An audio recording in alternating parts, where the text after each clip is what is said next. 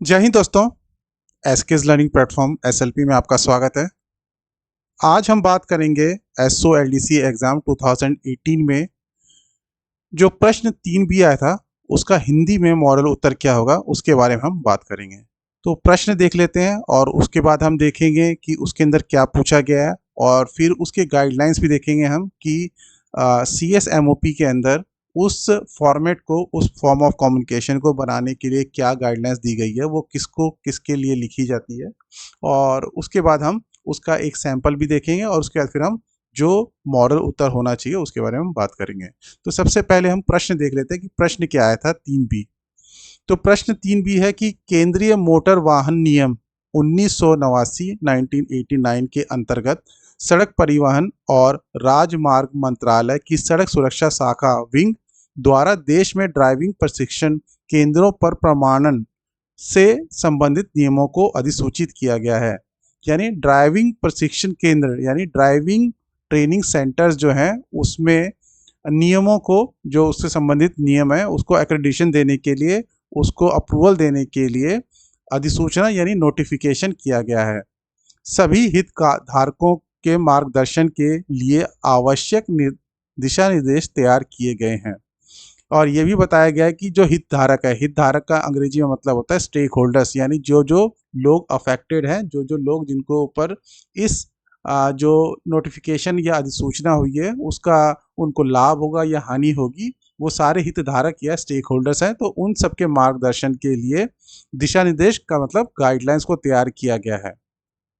सभी राज्यों, केंद्र शासित प्रदेशों के प्रमुख सचिवों, परिवहन सचिवों, परिवहन आयुक्तों को संबोधित एक पत्र का मसौदा तैयार कीजिए। तो यहाँ पे क्लियरली बताया गया है कि साफ साफ लिखा हुआ है कि हमें पत्र बनाना है, यानी लेटर का ड्राफ्ट बनाना है, जिसमें आवश्यक कार्रवाई हेतु राज्यों, केंद्र शासित प्रदेशों में सभी हितधारकों के बीच दिशा निर्देशों को प्रचारित करने का अनुरोध किया गया हो। यानी यहाँ पे कहा गया है कि स्टेट्स और यूटी यानी राज्यों और जो केंद्र शासित प्रदेश हैं वहाँ पे प्रमुख सचिवों यानी प्रिंसिपल सेक्रेटरी, परिवहन सचिव यानी सेक्रेटरी ट्रांसपोर्ट या उसको लिखना है, या कमिश्नर ट्रांसपोर्ट को एक पत्र लिखना है, उसका ड्राफ्ट लिखना है, जिसके अंदर ये बताया गया कि भाई ये जो दिशा निर्देश बनाए गए हैं या गाइडलाइंस बनाई गई है इसको प्रचारित करना है, यानी इसका पब्लिकेशन करना है और इसको पब्लिसाइज करना है, यानी लोगों में इसको और फैलाना है ताकि लोगों को पता चल सके कि इस तरह की गाइडलाइंस और ये चीज़ें होनी चाहिए। ठीक है, तो ये हमारा प्रश्न है। तो प्रश्न के अंदर बता रखा है क्लियरली कि पत्र बनाना है। तो पत्र जो है C S M O P क्या बताता है, उसके लिए क्या गाइडलाइंस है, क्या इसके लिए निर्देश है, उसके बारे में C S M O P का वो देख लेते हैं।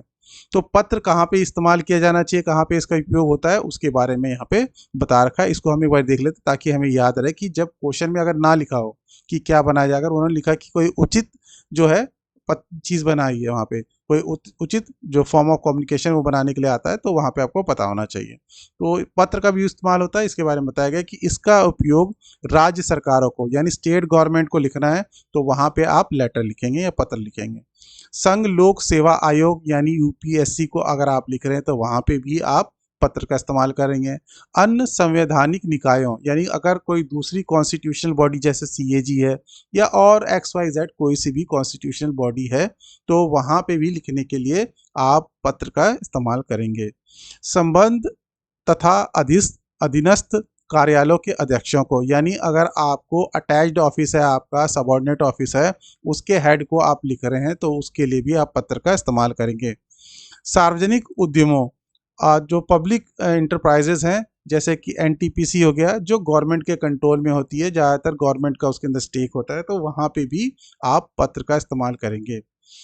वैधानिक प्राधिकरणों, वैधानिक का मतलब स्टैट्यूटरी, जो किसी एक्ट से बना हो, जैसे कि आपका आरटीआई एक्ट है तो आरटीआई एक्ट से आपका सीआईसी बना हुआ है, तो वहाँ पे जब उनके हेड को आप लिख रहे हैं, वहाँ के आप जो अध्यक्षों को लिख रहे हैं तो वहाँ पे भी आप पत्र का इस्तेमाल करेंगे।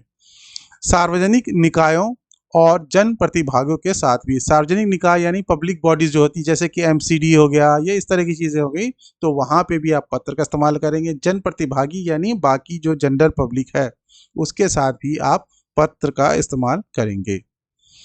पत्र जो संसूचना का एक औपचारिक रूप है, औपचारिक मतलब ऑफिशियल फॉर्म ऑफ कम्युनिकेशन है, एक विभाग या सरकार की ओर से सरकार संगठन के अध्यक्ष को पदनाम द्वारा संबोधित किया जाता है।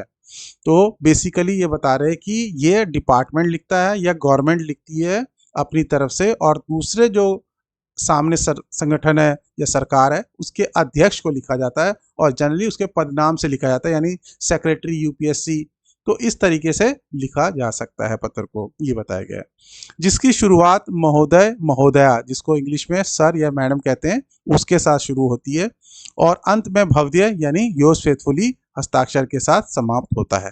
तो ये ब्रीफ सा इसका जो है विवरण है, जिसके बारे में बता रखा है कि पत्र को कहाँ कहाँ पे इस्तेमाल किया जाना चाहिए और मोटे मोटे तौर पर ऊपर और नीचे क्या लिखा जाना चाहिए। तो इसका एक सैंपल मैं दिखा देता हूँ। ये जो हिंदी राजभाषा है डिपार्टमेंट, उसका ये नमूना है, ठीक है। तो इसका एक दिखा रहा हूँ कि यहाँ पे संख्या आ जाएगी, जैसे कि इंग्लिश में हम लिखते हैं नंबर, फाइल नंबर यहाँ पे आ जाता है।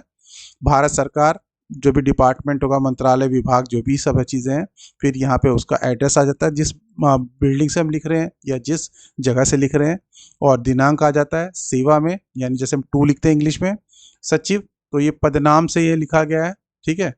सरकार या जो भी मंत्रालय होगा, जो भी चीज़ें होगी, वो फिर विषय आ जाएगा, महोदय महोदय आ जाएगा, और फिर यहाँ पे आपका पत्र शुरू हो जाता है। फिर यहाँ पे योर्स फेथफुली हस्ताक्षर आ जाएगा, नाम, पदनाम, भारत सरकार, दूरभाष संख्या, और नीचे अगर यहाँ पे आपका इंक्लोजर है तो वो सब आ जाएगा, और फिर यहाँ पे सूचना के लिए किसको किसको कॉपी आप इंक्लोज कर रहे हैं उसका नाम आते हुए, ये सब इस तरीके से आपका ये एक सैंपल हो गया, ठीक है। अब हम देख लेते हैं कि जो एक्चुअल क्वेश्चन आया था उसका क्या आंसर होना चाहिए। तो क्वेश्चन हमने पढ़ लिया है कि केंद्रीय मोटर वाहन नियम जो है, इसके अंतर्गत अधिसूचना की गई है नियमों की, यानी रूल्स बनाए गए। तो रूल्स बेसिकली क्या होता है, जैसे कि आपने एक एग्जांपल के तौर पे समझाते हैं, आरटीआई है, आरटीआई एक्ट बना, उसके तहत रूल्स बने। और गाइडलाइंस या दिशा निर्देश क्या होते हैं, गाइडलाइंस बेसिकली उसी रूल्स को थोड़ा सिंप्लीफाई करके उसको सरल शब्दों में आम जनता के लिए, या जो भी उससे अफेक्टेड है या जो भी उससे उनके ऊपर कोई फ़र्क पड़ेगा, उनके नॉलेज के लिए कि इस तरीके से आप चीज़ों को देख सकते हैं और इस तरह से आप उसको मान सकते हैं, ये एक गाइडलाइन या दिशा निर्देश बनाए जाते हैं, ठीक है। तो ये बेसिकली यहाँ पे था, और इसी को प्रचारित करना या इसी का प्रचार करते हुए सबको बताना, ताकि जो भी स्टेक होल्डर्स हैं, हितधारक हैं, उनके पास ये सारी इन्फॉर्मेशन पता चल जाए कि इस तरीके से ये हुआ है। देखिए यहाँ पे जो प्रश्न है, इसके अंदर जो डाटा दिया हुआ है या जो इन्फॉर्मेशन दी गई है, जो सूचना दी गई है, वो बहुत कम है। तो इसके अंदर बेसिकली मैंने क्या किया है कि थोड़ा इसका स्टडी किया है, इसको थोड़ा इसका अध्ययन किया, और जो एक्चुअल में इस तरीके दिशा निर्देश बने थे और इस तरीके से अधिसूचना हुई थी नियमों की, तो वहाँ से थोड़ा संबंध लेते हुए, वहाँ से थोड़ा जानकारी लेते हुए मैंने इस प्रश्न का उत्तर जो है मॉडल उत्तर बनाया है। तो वहाँ पे आपके दिमाग में जो भी बातें आएगी एग्जाम में काम करते हुए, तो अगर कुछ एक दो लाइनें, एक दो बातें आप ऊपर नीचे एक्स्ट्रा ऐड करना चाहें तो आप ऐड कर सकते हैं, ठीक है। तो ये प्रश्न 3 भी है, उसका मॉडल उत्तर है। तो सबसे पहले आप सेंटर में यहाँ पे लिखेंगे ड्राफ्ट, जिसे मसौदा हिंदी में कहते हैं। फिर यहाँ पे संख्या लिखेंगे। देखिए नोटिंग होता है तो उसके अंदर आप फाइल नंबर लिखते हैं, फाइल संख्या या मिसिल संख्या, लेकिन जो लेटर होता है या पत्र होता है उसके अंदर सिर्फ संख्या आता है। तो यह तो पूरा संख्या लिख लीजिए, या संख्या का जैसे नंबर में NO डॉट लिख देते हैं, तो इस तरीके से ये भी लिख सकते हैं। तो सिंपल सा मैंने हमेशा बताया कि जो आप फाइल नंबर डालें हमेशा सिंपल डालें। तो ये 5/1/2023 इस तरीके से फाइल नंबर डाल दिया है। ये सड़क सुरक्षा का जो है यहाँ पे स.सु लिखा गया है।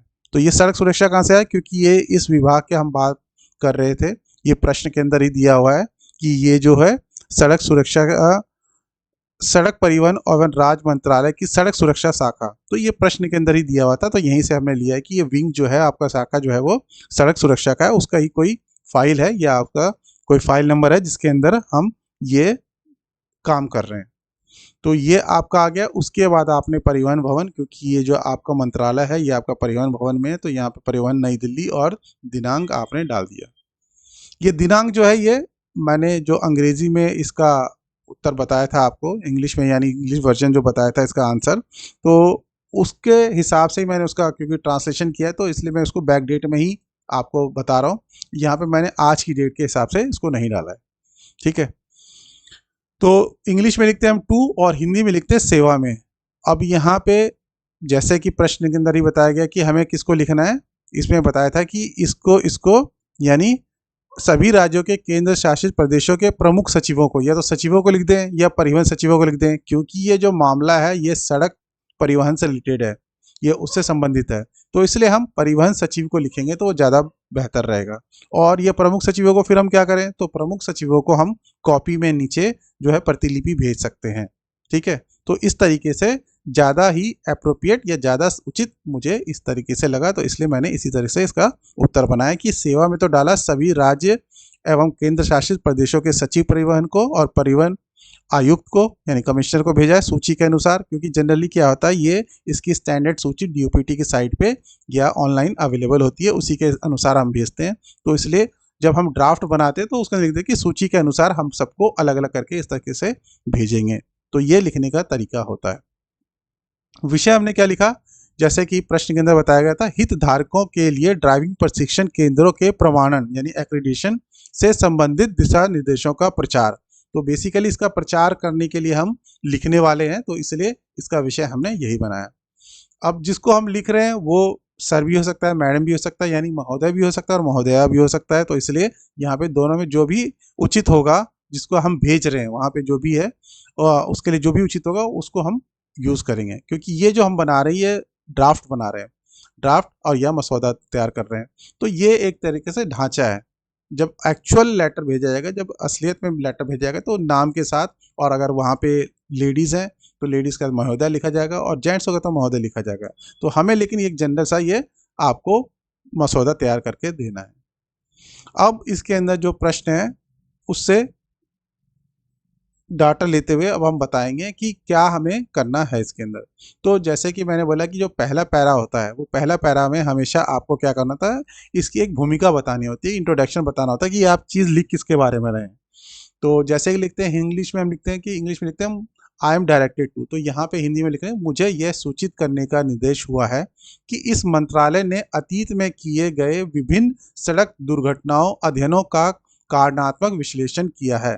यानी हम यहाँ पे बता रहे हैं कि पहले जो हमने पुराने समय में सड़क दुर्घटनाओं की रिपोर्ट वगैरह जो थी उसका हमने क्या कारण है जिस वजह से ये सड़क दुर्घटनाएं हो रही है, उन रिपोर्टों को हमने स्टडी किया, उसको हमने एग्जामिन किया, उसको हमने विश्लेषण किया और उसके बाद क्या कारण थे, क्या कॉज था, उसके बारे में हमने एक जानकारी इकट्ठा की और निष्कर्ष निकाला है कि भारत में अधिकांश सड़क दुर्घटनाएं चालक की गलती के कारण होता है। तो वो जो रिपोर्ट का विश्लेषण हुआ जिससे कॉज निकल के आया, उसका क्या कॉज निकल के आया या क्या कारण निकल के आया कि अधिकांश सड़क दुर्घटनाएं जो है वो किसकी गलती से होती है, वो चालक यानी ड्राइवर की गलती से होती है।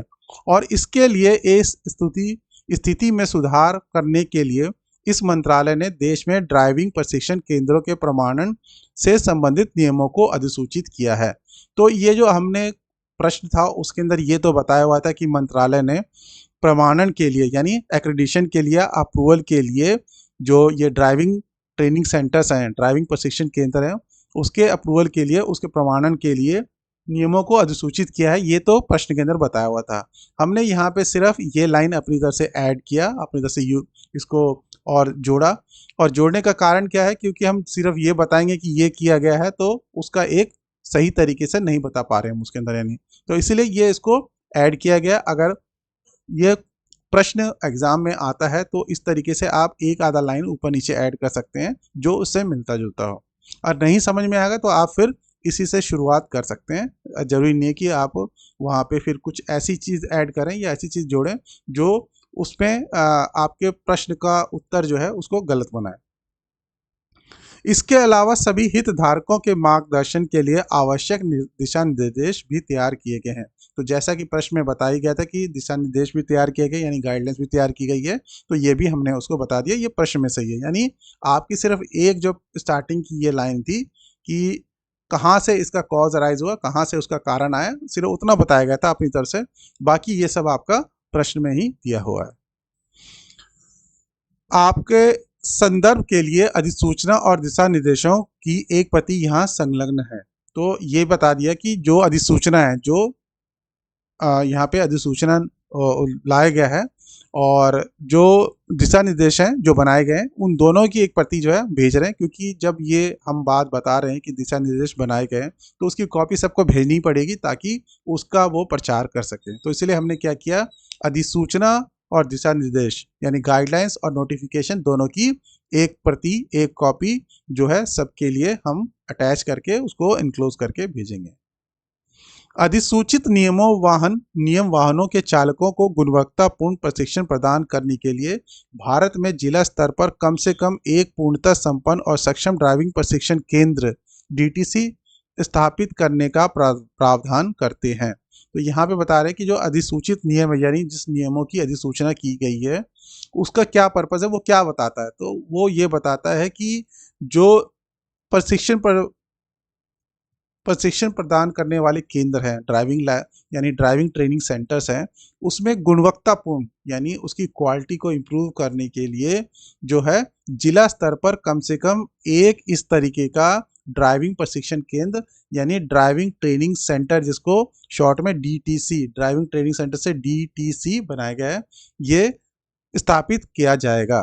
तो अधिसूचना क्या बताता है उसके बारे में हमने यहाँ पे डिटेल बताया। अब ये जो डिटेल है ये एक्चुअल में क्योंकि इस तरह की अधिसूचना हुई थी तो वहाँ से लिया गया है। अगर आपको वहाँ पे एग्ज़ाम में जब आप परीक्षा केंद्र में बैठे हैं तो आपको नहीं समझ में आएगा तो आप वहाँ पे जितनी सूचना आपके पास है प्रश्न के अंदर दिया हुआ है उसके हिसाब से ही आप बना सकते हैं। मार्क्स तभी मिलेंगे, वो कम ज़्यादा हो सकता है लेकिन मार्क्स उसमें ही मिलेंगे। मार्क्स की चिंता करने की जरूरत नहीं है, आप वहाँ पे अटैम्प्ट करके आए। तो आगे क्या है, ड्राइविंग प्रशिक्षण केंद्र डीटीसी राज्य केंद्र शासित प्रदेशों सरकार द्वारा मान्यता प्राप्त और लाइसेंस प्राप्त होंगे। तो क्योंकि कोई भी चीज़ सेंट्रल गवर्नमेंट जो है अपने हाथों में सब कुछ नहीं ले सकती, तो ये सरकारों को यानी बोला गया कि ये जो इनकी मान्यता होगी या लाइसेंस होगा वो सरकार ही या यूटी ही देगी। इसलिए प्रस्तावित ड्राइविंग प्रशिक्षण केंद्र वाहन चालकों को गुणवत्तापूर्ण प्रशिक्षण प्रदान करने, सड़क और पर्यावरण सुरक्षा में सुधार करने और सड़कों को समग्र गतिशीलता को मजबूत करने में मदद करेंगे। तो ये जो प्रस्तावित ड्राइविंग प्रशिक्षण केंद्र है यानी ये जो ड्राइविंग ट्रेनिंग सेंटर्स बनाए जाएंगे उससे क्या फ़ायदा होगा उसके बारे में भी एक लाइन यहाँ पे ऐड किया गया है, इसको जोड़ा गया है। तो उससे ये बताया कि इससे क्या होगा, जो उनको ट्रेनिंग मिलेगी वो गुणवत्तापूर्ण होंगे, उनका क्वालिटी अच्छी होगी।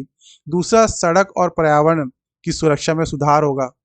ठीक है, सड़क पे सुरक्षा होगी क्योंकि अगर ट्रेन्ड ड्राइवर जो है वो चलाएंगे वहाँ पे, जो ट्रेन चालक चलाएंगे तो सड़क जो हमारी सुरक्षित मानी जाएगी और जो पर्यावरण है हमारा एनवायरनमेंट है उसमें भी सेफ्टी बनेगी और सड़कों पर समग्र गतिशीलता को मजबूत करने में मदद मिलेगी। तो हमारे सड़क में जो एक गति आ जाएगी, इस वजह से गति क्यों आ जाएगी, क्योंकि जो चालक हैं वो अच्छी तरह से चलाएंगे और लोग अच्छी तरह से चलाएंगे तो आगे जो सड़कों पे है दुर्घटनाएं भी नहीं होंगी और इस तरह से गतिशीलता मिलेगी।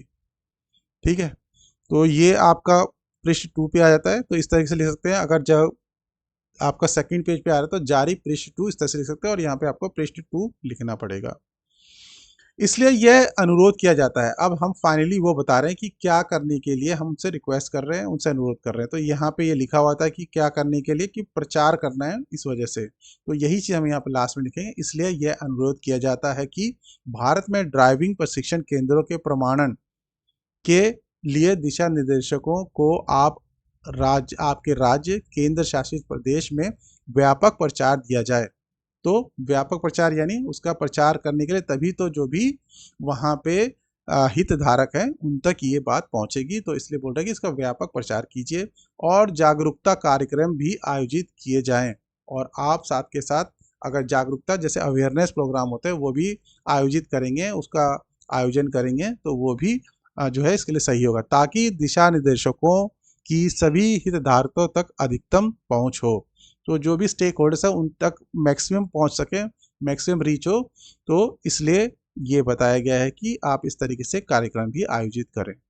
एनक्लोजर को हम लिखते हैं संलग्नक उपरोक्त अनुसार यानी एज अबव, भवदीय योर्स फेथफुली क ख ग ABC, अवर सचिव यानी अंडर सेक्रेटरी भारत सरकार। अब ये क्या है, मिनिमम जो है अंडर सेक्रेटरी के लेवल पे यानी अवर सचिव के लेवल पे जाता है, तो इसलिए अंडर सेक्रेटरी के लेवल पे बनाया गया है। आप इसको चाहे तो इसका लेवल हायरकी में ऊपर भी बना सकते हैं। ठीक है, प्रतिलिपि सूचनार्थ प्रेषित। तो कॉपी फॉर इंफॉर्मेशन हम किसको भेज रहे हैं, तो यहाँ पे हमने प्रिंसिपल सेक्रेटरी को भेज दिया, क्योंकि मेन जो काम है यहाँ पे ट्रांसपोर्ट सचिव यानी आपका जो है परिवहन सचिव का था, तो इसलिए इसको एड्रेस किया गया और कॉपी में हमने कर दिया यहाँ पे जो प्रिंसिपल सेक्रेटरी या प्रधान सचिव हैं। तो इस तरीके से आप इसको अटेम्प्ट कर सकते थे। अब ये जो प्रश्न हमने देखा है 3B वाला मॉडल आंसर, इसका इंग्लिश वर्जन भी मैंने डिस्कस किया हुआ है ऑलरेडी, तो उसका लिंक मैं आपको इस जो भी वीडियो इसके नीचे दे दूंगा ताकि आप उसको भी देख सकें। और नेक्स्ट जो होगा 3C लेके आएंगे आपको नेक्स्ट वीडियो में। और अगर आपको ये अच्छा लगा तो देखने के लिए धन्यवाद, और इसको आप लाइक कर सकते हैं, कमेंट कर सकते हैं, शेयर कर सकते हैं, और अधिक वीडियो के लिए मेरे चैनल को सब्सक्राइब कर सकते हैं, SKS लर्निंग प्लेटफॉर्म SLP। धन्यवाद दोस्तों, जय हिंद।